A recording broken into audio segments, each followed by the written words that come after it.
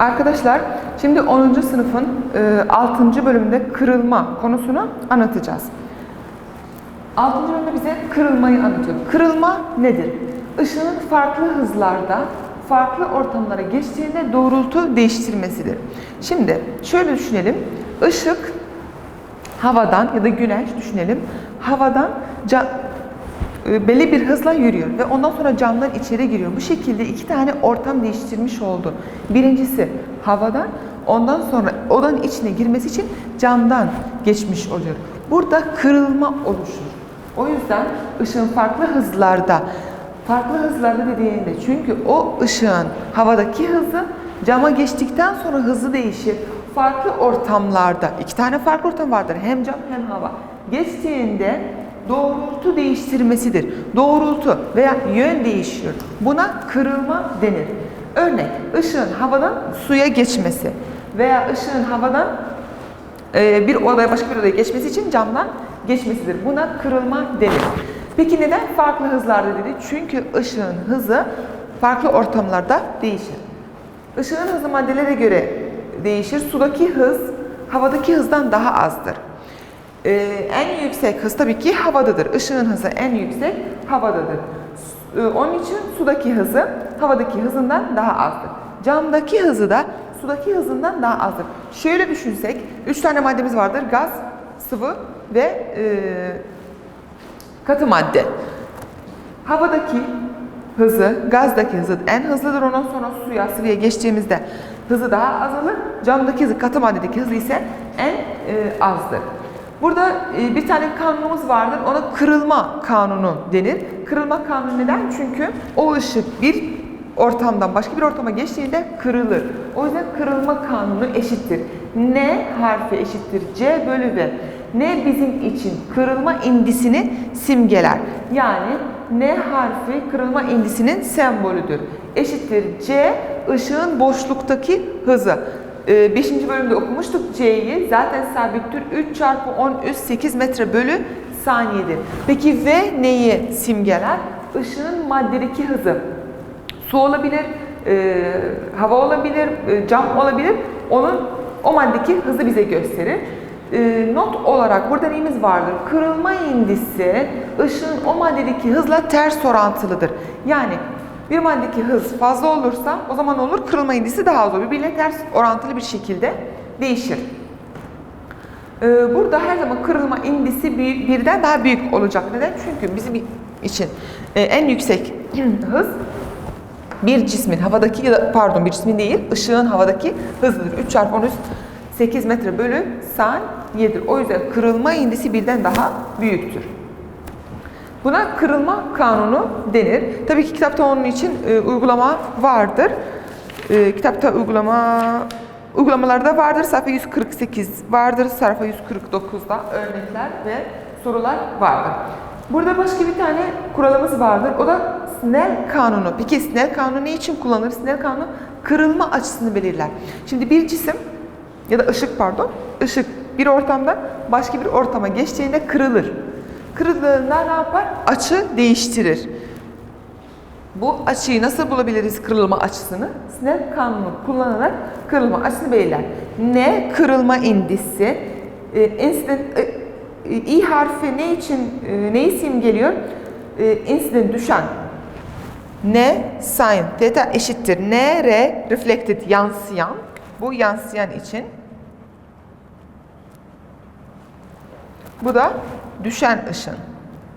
Yani buradan güneşin ışığı bir yere düşüyor, ondan sonra yansıyor. İkisinin de açısı vardır. Burada düşen ışının açısı, burada ise yansıyan ışının açısı. Bu Snell kanunu kırılma açısını belirler. Bu şekilde 6.1'de genel bir şekilde anlatılmış. Kırılma ne olduğu anlatılmış. Kırılma tabii ki bir ışının farklı ortamlarda, farklı hızlarla bir ortamdan başka ortama geçtiğinde doğrultu veya yön değiştirmesidir. Bunlarda 3 tane ortamımız vardır. Hava vardır, su vardır ve cam, katı madde vardır. Her birisinin ışığın hızı maddeleri de değişir. Sudaki hız havadaki hızdan daha azdır. Camdaki hız da sudaki hızdan daha azdır. Yani şöyle yapabiliriz biz. Hava, en büyük. Ondan sonra su. Ondan sonra cam. Yani gaz, sıvı ve katı maddelerde bu şekilde bir ışığın hızı o şekilde değişir. Başka bir kuralımız vardır. O da kırılma kanunu. Bir ışığın kırılma indisini bulmak için neyi kullanıyoruz? Kırılma indisi eşittir bir ışığın havadaki ya da boşluktaki hızı bölü ışığın maddedeki hızı. Kırılma indisiyle hız birbiriyle ters orantılı bir şekilde değişiyor. Kırılma indisi her zaman birden daha büyük oluşur. Başka bir denklem veya kuralımız vardı. Onda Snell kanunu denir. Snell kanunu için kullanılır? Kırılma açısını belirlemek için kullanılır. Bu şekilde 6.1 kısmını bitirmiş olduk. Şimdi bu kırılma olayı genellikle nerede oluşur? Şimdi biz yansımayı okuduk 5. bölümde. Yansıma olayı aynalarda oluşuyordu. Yansıma ne olduğunu öğrendik. Aynalarda da okuduk. Burada kırılma vardır. Peki kırılma nerelerde uygulanır? Kırılma merceklerde uygulanır. Mercekler peki, merceklerin görevleri nelerdir? Mercekler ya ışığı toplar ya da dağıtır. Peki merceklerin aynalardan farkı nedir? Merceklerde görüntü ne ile oluşur? Zaten konumuz, bölümümüzün adı kırılmadır. O yüzden merceklerde kırılma ile oluşur görüntü. Aynalarda ise yansıma ile oluşurdu. Zaten 5. bölümde adı yansımaydı bölümün ve aynalar okuduk. Burada ise mercekler kırılma ile oluşur. Peki mercekler nerelerde kullanılır? Mercekler optik cihazlarında kullanılır.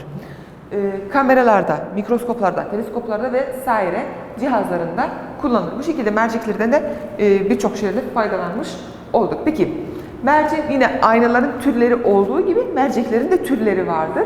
Peki merceğin hangi türleri vardır? İnce kenarlı merceğimiz vardır. Kalın kenarlı merceğimiz vardır. İnce kenarlı mercek şu şekilde oluyor. Işınlar ince kenarlı merceğe girdiğinde daha sonra dağılıyor. Ama kalın kenarlı mercekleri yine gelen ışınlar hepsi bir arada toplanıyor. Yani burada dağıtıcı olarak ve burada ışınları dağıtır, orada bir noktada topluyor. Peki ince kenarlı merceklerde oluşan görüntü nasıldır? İnce kenarlı merceklerde oluşan görüntü hepsi F noktasında toplanır. Yani odak noktasında toplanır. Odak noktasında toplandıysa, yani belli bir noktada kesiştiyse demek ki o görüntü gerçektir. Peki, sanal ve gerçek görüntüleri okuduk. Gerçek görüntü ne demektir? Gerçek görüntü, yani oluşan cisim terstir ve belli bir noktada toplanmıştır. Peki, görüntü nasıl oluyor? Büyük. Daha büyük görünür. İnce kenarlı merceklerin özelliğinde. Peki kalın kenarlı merceklerin özelliklerinde odak noktası eksilir, merceklerde kırılır. Burada odak noktasında, burada ise mercekte kırılır. Oluşan görüntü nasıldır? Sanaldir. Büyütme oranı ise birden daha küçüktür. Çünkü cisim orada küçüktür. Burada büyütme oranı birden büyük olacak. Neden? Çünkü görüntü daha büyük görünür. Bu şekilde merceğin iki tane türünde öğrenmiş olduk.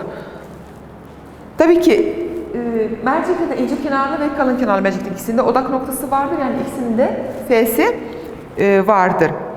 Aynalardaki gibi, yine aynalardaki gibi bir tane mercek denklemi vardır. İnce kenarlı mercek denklemi, ayna denklemi vardı. Şimdi burada ince kenarlı mercek denklemimiz vardır.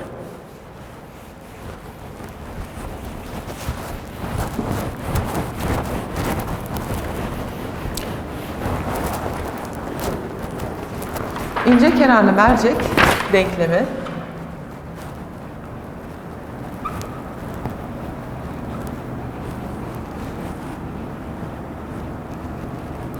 yine bu şekilde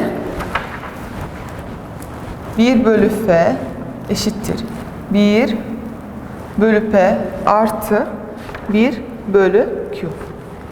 Bu denklemde ne için kullanılır? Aynalardaki gibi, aynalarda bunların ikisinin yeri tersti. 1 bölü F, 1 bölü odak noktası eşittir 1 bölü görüntünün, cismin mercekten olan uzaklığı artı 1 bölü görüntünün mercekten olan uzaklığı. Onda ayna denklemiyle burada mercek denklemi vardı. Yine büyütme oranımız vardı. Neden? Çünkü bu tür ince kenarlı merceklerde cisim daha büyük görünür. Büyütme oranı aynı şekilde eşittir.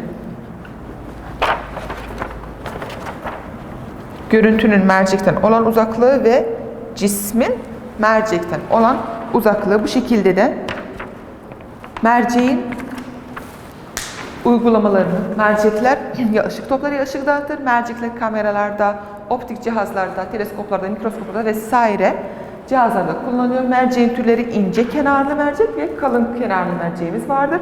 Şekilleri zaten kenarı bu tarafı demek ince oluyor. Işık burada yeşilde yansıdığı zaman ya da kırıldığı zaman dağılıyor. Burada ise bir noktada toplanıyor. Peki ince kenarlı merceklerde odak noktasında toplanıyorlar. Oluşan görüntü gerçektir, büyüktür ve büyütme oranı birden daha büyüktür.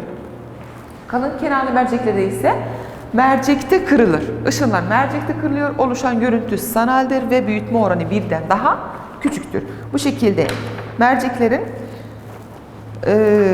özelliklerini, türlerini ve denklemini, büyütme oranını öğrenmiş olduk. Bu da sayfa 150, 151, 152, 153 yerlerinde anlatılıyor.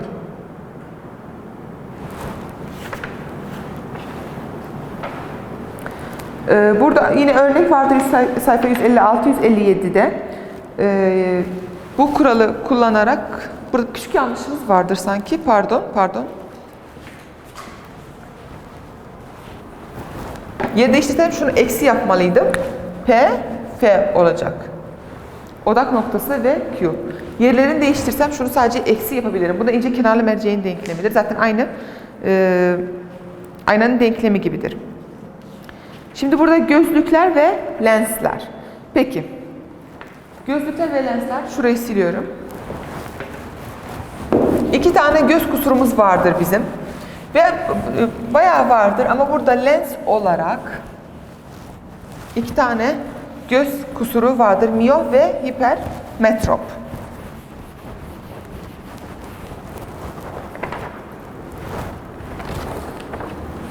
Şimdi biz bir cisme baktığımızda insanın gözü nelerden oluşur? Birkaç kısımdan oluşur. Kornea vardır, retina vardır. Bir cisimden çıkan ışın korneada toplanır. Ondan sonra kornea ne yapar? Bunları bir yere toplar. Görüntüyü retinada oluşur. İnsanların gözü ya da kameraların çalışma şekli aynı göz gibidir. Kornea cisimlerden gelen ışınları toplar ve retinaya ne yapar? Gözün arkasında bulunan yere perde veya ekran olarak görüntüyü oraya gönderir ve orada oluşur. Yani ışınlar hepsi korneada kırılır. 2 tane göz rahatsızlığımız vardır. Miyop vardır ve hipermetrop. Peki bunlar nedir? Şimdi görüntü nerede oluşur? Retinanın önünde oluşur. Önünde oluşur. Miyopta. Peki hipermetropta uzak cisimleri rahat gören, yakını iyi görmez. Onu yazmadan önce şunları bitirelim. Kalın kenarlı. Yani mercek diyor. Gözlük demek istiyorum. Kalın kenarlı mercek kullanarak düzeltilir.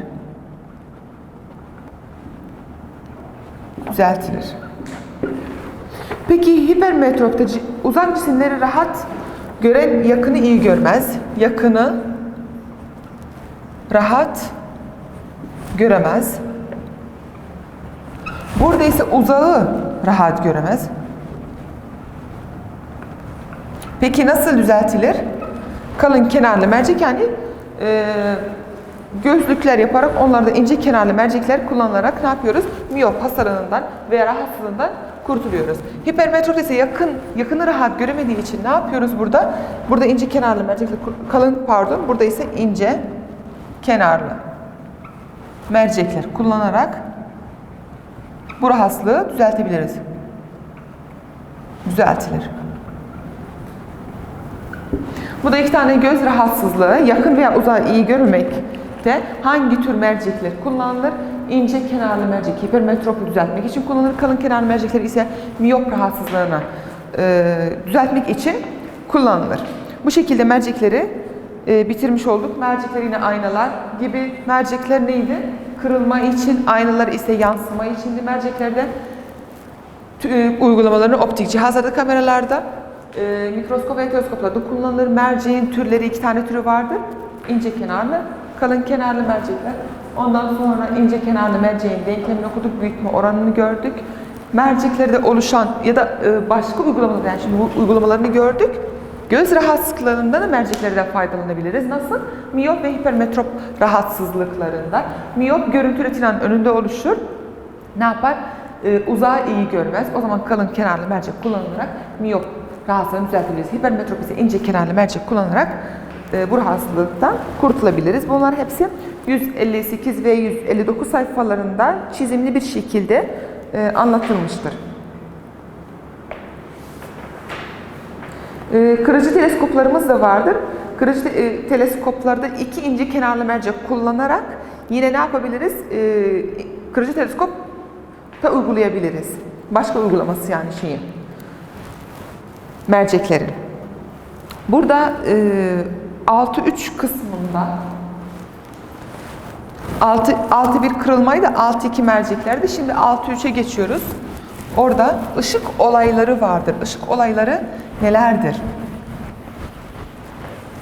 Şimdi 6-1 burada kalsın. Ondan sonra 6-3 ışık olaylarını yazıyorum.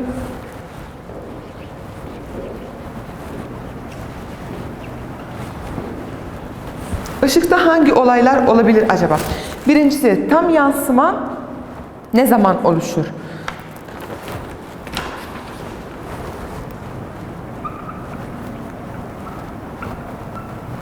Tam yansımamız vardı.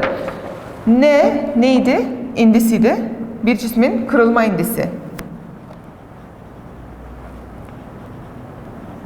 Büyük ortamlardan küçük ortamlara geçtiğinde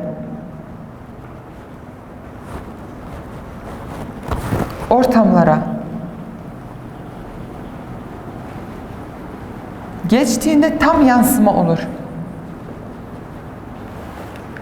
Tam yansıma oluşur.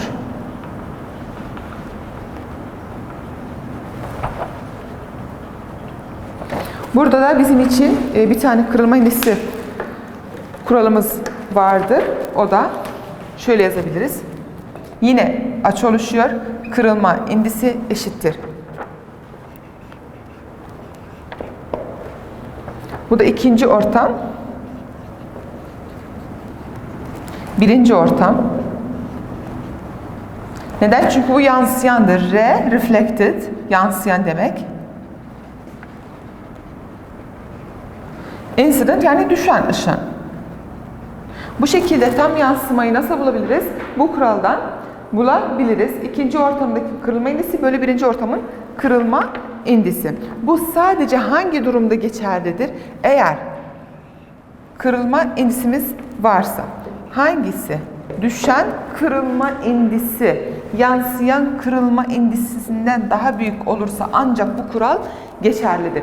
Yani ikinci cismin kırılma indisi, birinci cismin değil ortamın kırılma indisinden daha büyük olduğu zaman biz tam yansıma oluşur ve bu kuralı uygulayabiliriz. Bunun örneği de sayfa 163'te vardır. Şimdi ışıkta bazı doğal olaylar oluşur. Bunlardan birincisi şöyle yazalım. Seraf vardır, dispersiyon vardır, gökkuşağı vardır. Bunlar çok güzel ve doğal olaylardır. Normalde gördüğümüz ışık olaylarında çok doğal olaylardır. Birincisi serap, ikincisi dispersiyon, gökkuşağı,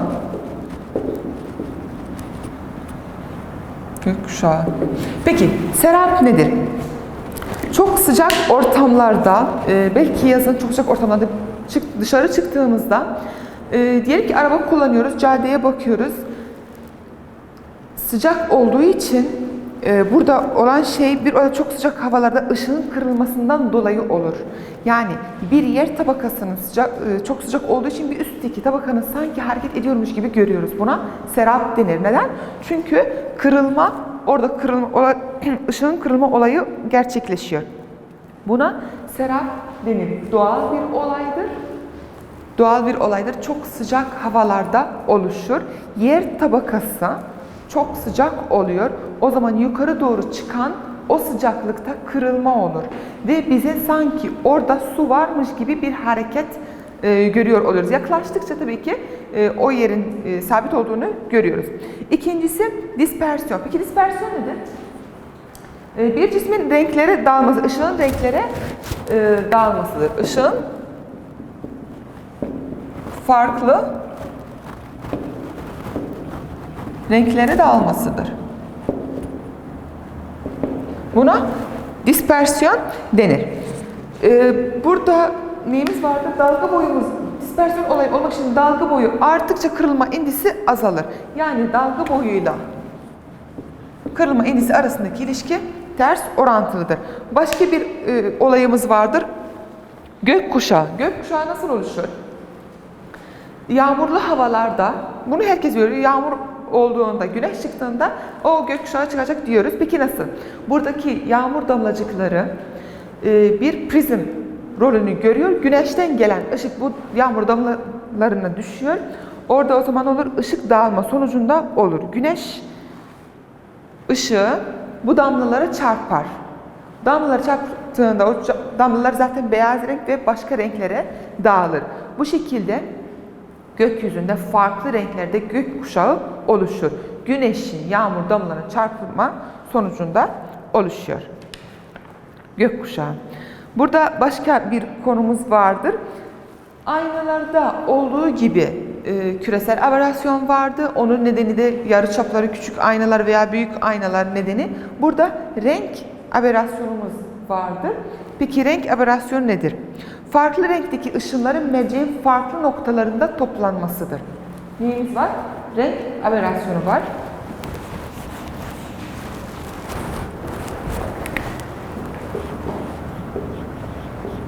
Orada küresel aberasyon vardı. Burada renk aberasyonu var. Farklı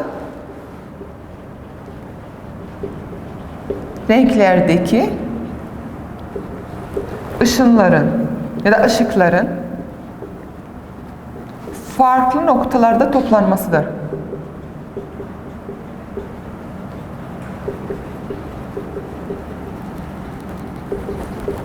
Kitapta çok güzel ve renkli bir şekilde çizilmiştir zaten. İki tane farklı renkten gelen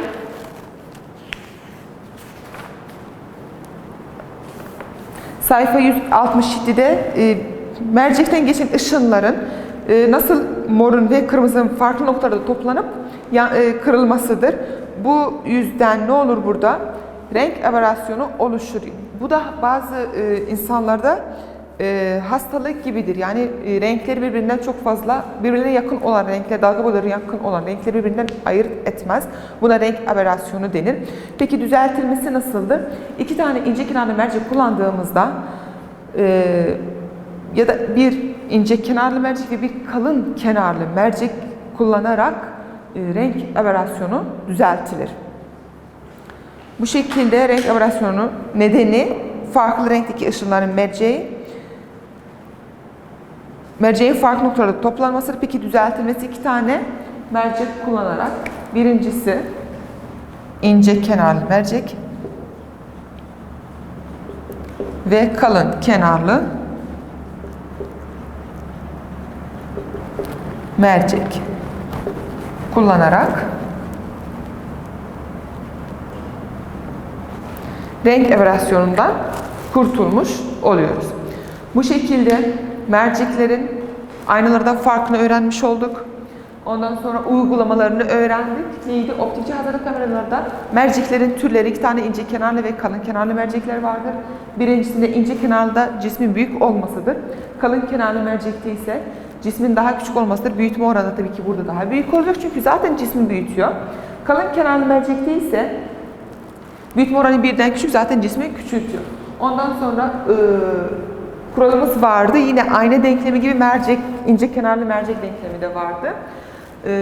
Yine büyütme oranı kuralımız da vardı. Daha sonra ışık olayları var. Işık olayları nelerdir? Tam yansıma ne zaman oluşur? Bütün kırılma indisi büyük ortamlardan küçük ortamlara geçtiğinde kuralımız vardır. Tam yansımanın bir şartı vardır. Kırılma indisi ikinci ortamın birinci ortamdan daha küçük olmasında oluşur. Işık olayları zaten doğal olaylardır. Bu doğal olaylar herkes görmüş olabilir. Seraptı, dispersiyonda ve gökkuşağıydı.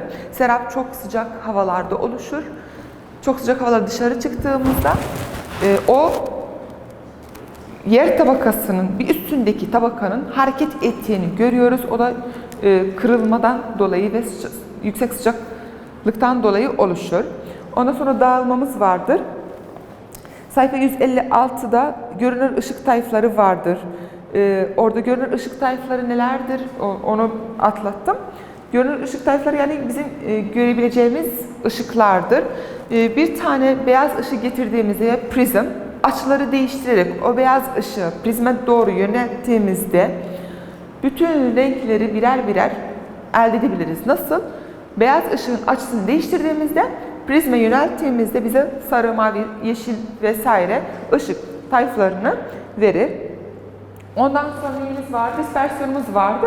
Dispersiyon veya dağılma aynıydı. Dağılma. Bu da ışığın farklı renklere dağılmasıdır. Neye bağlıdır? Dalga boyu ve açı. Tabii ki bu ikisi çok önemli. Bir tane beyaz ışığı şöyle düşünelim. Prizm vardır. Bunları daha çok laboratuvarda uygulasak çok güzel çıkar. Açıyı değiştirerek farklı dalga boylarda renkler elde ederim ben. Buna da dağılma denir. Gökkuşağı neydi? Hem yağmurlu hem güneşli ışıklarda burada tabii ki her yağmur damlası prizm rolünü görür. Yani ışıktan gelen ışın prizme doğru düşüyor ve orada ne oluşur? Farklı renklerde ve dalga boylarında gökyüzünde çok güzel bir gökkuşağı oluşur. Yine aynalardaki merceklerde de ne vardır? Merceklerde de renk aberrasyonu vardır. Neden? Çünkü farklı renklerden çıkan bütün ışınlar ne yapar? Çok farklı noktalarda toplanır. Bu şekilde ne olur?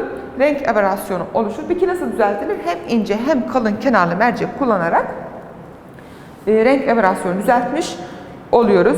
Ve bu şekilde 6. bölümümüzün sonuna gelmiş olduk.